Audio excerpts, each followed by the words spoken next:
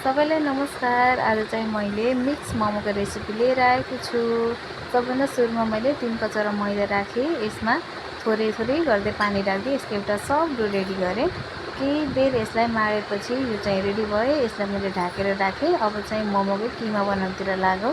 किमाको लागि सुरुमा चिकनलाई मैले मिक्सरमा पिसेर यसलाई मसिनो गराएको थिएँ। त्यसमा चप गरेर राखेको प्याज, चप गरेको बन्दाकोपी, त्यसमा मोमो मसला, अजिना, नुन, अदुवा लसुन खुर्सानीको पेस्ट र तातो गरेर तताएको तेल हालेँ र यसलाई मजाले मोल्न थालेँ। एकछिनसम्म यो चलाउँदै गर्ने।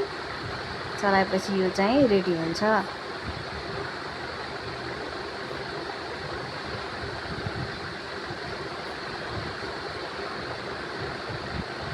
किमा पनि रेडी भयो र अघि मुछेर राखेको पिठो चाहिँ अब हेर्दाखेरि यो नरम भइसक्यो। यसबाट मैले सानो सानो डल्ला बनाएर मोमोको साइजमा बेल्न लागेँ।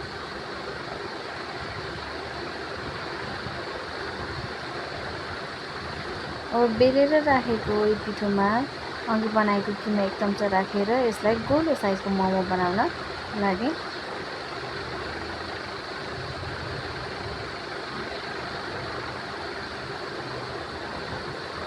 यो गोलो साइजको चाहिँ रेडी भयो।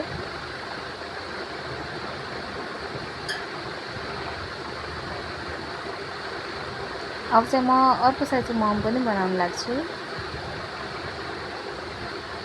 हजुरलाई कस्तो सेपको मनपर्छ त्यही अनुसारको बनाउनु होला।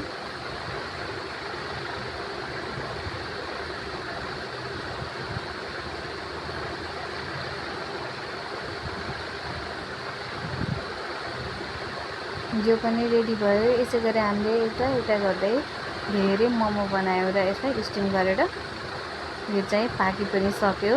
अब मैले यसमा मोमोको चटनी बनाएर राखेँ। यसको भिडियो चाहिँ म छुट्टै लिएर राख्नेछु। मन परेमा लाइक, कमेन्ट, सेयर गरिदिनु होला। धन्यवाद।